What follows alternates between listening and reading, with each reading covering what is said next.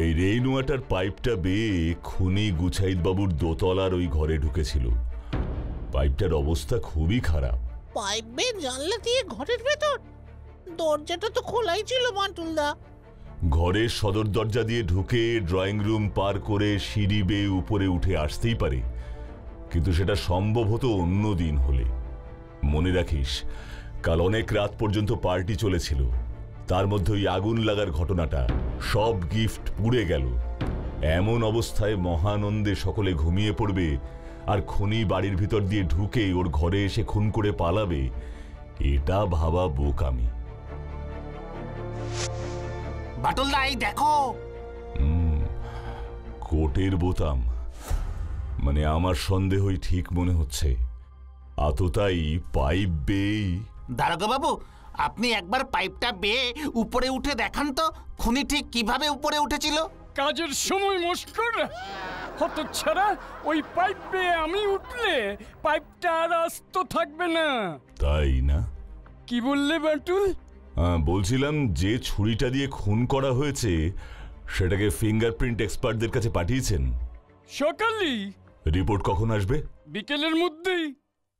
Strange. সেটাই তো বলছি। বাচ্চা ছেলে, একটা বাচ্চা ছেলে গুছাইত বাবুকে খুন করেছে। ছুরির বাটে যে আঙ্গুলের ছাপ পাওয়া গেছে সেটা তো বাচ্চা ছেলেরই। ফিঙ্গারপ্রিন্ট বিশেষজ্ঞরা তাই তো বলছে। গত পরশু ডিম্পির জন্মদিনে কত বাচ্চাই তো এসেছিল, ওদের মধ্যেই কেউ। ও বান্টুলদা, কিন্তু কি করে সেটা সম্ভব? আচ্ছা, রিপোর্টে কোনো ভুল হয়নি তো? না, কোনো ভুল নেই। তুমি এতটা শিওর হচ্ছ কি করে?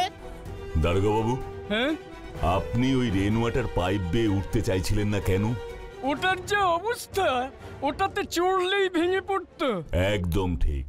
একমাত্র বাচ্চা ছেলের পক্ষেই ওই পাইপ বেয়ে ওঠা সহজ এবং সেফ। যদি না খুনি ঘরের ভেতর দিয়ে ঢোকে। কিন্তু ওই কোটের বোতামটা? আমি নিশ্চিত ওটা বড়দের গায়ে দেবার কোট। ছোটদের কোটের বোতাম এত বড় হয় না। তাহলে বোতামটার সাথে খুনির কোনো সম্পর্ক নেই, তাই তো? থাকতেও পারে, আবার নাও থাকতে পারে। আচ্ছা, এমনও হতে পারে খুনটা করিয়েছে কেউ কোনো বাচ্চাকে কাজে লাগিয়ে। মানে ওই পাইপ দিয়ে কোনো বাচ্চাকে তুলে গুছাইতের ঘরে ঢুকিয়েছে, আর পালের গোটা নিজে নিচে দাঁড়িয়েছিল। দাঁড়িয়ে দাঁড়িয়ে তো কেউ কোটের বোতাম ছেড়ে না। যদি না ধস্তাধস্তি হয়। টোটাল গন্ডগোল। ব্যাপারটা যতটা সহজ ভেবেছিলাম ততটা না রে বাচ্চু, আর একটু ভাবতে হবে। তুমি ভাবো বাটুল, আমি থানায় যাই, দেখি ওদিকের আবার কি অবস্থা। দূর, মনটা একদম ভালো লাগছে না রে। ডিম্পির কথা ভেবে মনটা খুব খারাপ লাগছে রে বিচ্ছু। মন খারাপের আসল ওষুধ ঘটি গরম। কুরকুরে চানাচুর খাও, খারাপ মন ভালো করে নাও।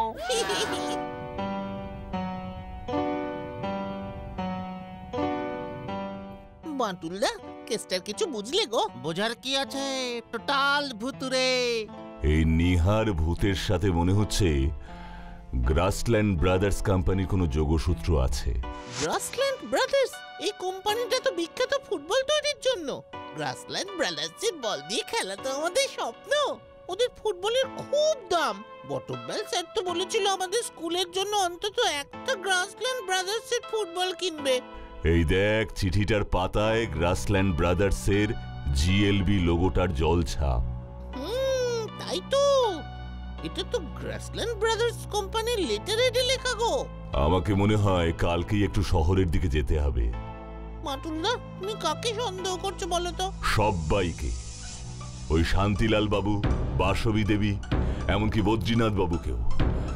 ব্যাপারটা যত সহজ ভেবেছিলাম ততটাই কঠিন মনে হচ্ছে। ওই তিনটে মানুষ সম্পর্কে আরো ভালো করে খোঁজ নেওয়া দরকার। এদের অতীত জীবন। আমার কিন্তু ওই নিহারকেই সন্দেহ হচ্ছে। তুই দয়া করে চুপ করবি? ওই নিহারটাই আসলে কে সেটাই তো বার করতে হবে। নিহার কে? মৃত আত্মা, নাকি মনের ভয়, নাকি পুরোটাই মিথ্যে, নাকি অন্য কিছু? নিহার কে? বাঁটুলদা সেই কোন সকালে বের হয়ে গেল, এখনো ফিরলো না। মনে হচ্ছে শহরে বাটলদা নুনসোতে কোনো ভূতের সিনেমা দেখতে গেছে। ভূতের কেস তো ভূত ধরার কৌশল জানতে হবে।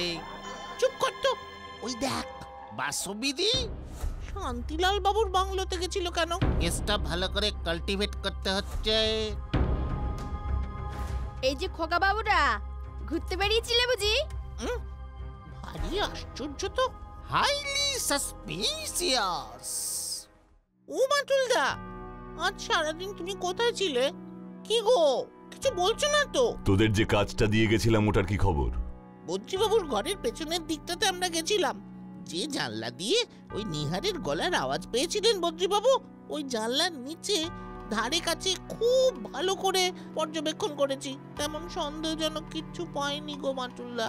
জানালার নিচে শুধু পানের পিকছা, তবুও তদন্তের স্বার্থে আমরা যথাসাধ্য সার্চিং চালিয়েছি বাটলদা। পানের পিক? এবি চোর তো, কাজ আছে। কেন?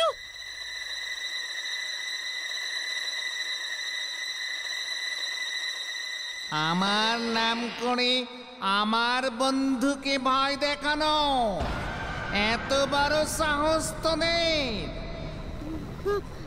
কে কে কথা কইছে? আমি নিহার, বদ্রির ছেলেবেলার বন্ধু। মরেও তোরা আমাকে শান্তি দিবি না দেখছি। তোদের আমি ছাড়বো না।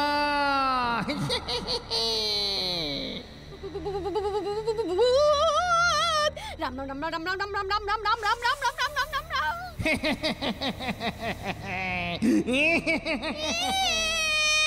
আমি কিছু জানি না।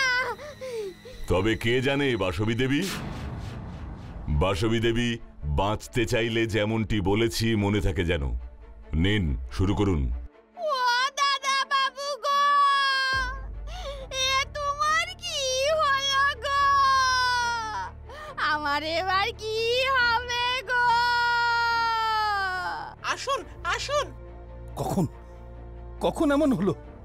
ও দাদা বাবু গো, এ কি হলো গো? বদ্রি রে, বদ্রি, আমি তো এমন চাইনি রে। তাহলে কি চেয়েছিলেন নিহার বাবু? মানে নিহার, আমি তো... আর কিছু লুকোবার চেষ্টা করবেন না নিহার বাবু। বাসবী দেবী কিন্তু সব স্বীকার করেছেন। এরা আমায় ভূতের ভয় দেখিয়ে... যখন জেনেই ফেলেছেন, তবে এইটুকু আমি বলতে পারি, বদ্রির এই অবস্থা আমি চাইনি। বদ্রীবাবুও সেই ফুটবল ম্যাচটায় আপনাকে ইচ্ছে করে ট্যাকল করেননি। নেহাতি খেলতে গিয়েই। হ্যাঁ, সেটা আমি জানি, কিন্তু কিন্তু জানেন তো, ডাক্তার যেদিন আমায় বললেন যে পা হয়তো আমার ঠিক হয়ে যাবে, কিন্তু আমি সারা জীবন আর ফুটবল খেলতে পারবো না, সেদিনই আমি মরে গিয়েছিলাম বাটুল বাবু। আর নেহাতি একটা গুজব রটেছিল যে আপনি হাসপাতালে আপনার মৃত্যু হয়েছে। সেই খবর শুনে 14-15 বছরের বাচ্চা বদ্রীনাথ বাড়ি থেকে পালালো। হ্যাঁ, তারপর বহু বছর আর কোনো যোগাযোগ রইল না। আমি স্কুলের পড়া শেষ করে যোগ দিলাম গ্রাসল্যান্ড ব্রাদার্সে। ফুটবল খেলতে না পারি, কিন্তু ফুটবল তৈরি তো করছিলাম। এভাবেই দুধের স্বাদ ঘোলে মেটাচ্ছিলাম। আর খবর পাচ্ছিলেন বদ্রীনাথ ফুটবল মাঠে একের পর এক সাফল্য পাচ্ছে, বিখ্যাত হয়ে উঠছে সে। দেশ বিদেশে তার নাম হচ্ছে, আর ততই আপনার বদ্রির উপর রাগ বাড়ছিল। আর এদিকে বদ্রীনাথ বাবু নিজেকে তার বন্ধু নিহারের মৃত্যুর কারণ মনে করে সারা জীবন দোষী সাব্যস্ত করে গেলেন। বিশ্বাস করুন, আমি জানতাম না যে বদ্রি এখনো বিশ্বাস করে যে আমি মৃত। ফুটবলে সারা জীবনের অবদানের জন্য বদ্রীনাথকে সরকার থেকে পুরস্কৃত করা হবে, আর সেই পুরস্কার তৈরির দায়িত্ব পড়ল আপনার কোম্পানি গ্রাসল্যান্ড ব্রাদার্সের ওপর। তখন আর আপনি স্থির থাকতে পারলেন না, খোঁজ নিয়ে চলে গেলেন এই ধুলাগঞ্জ।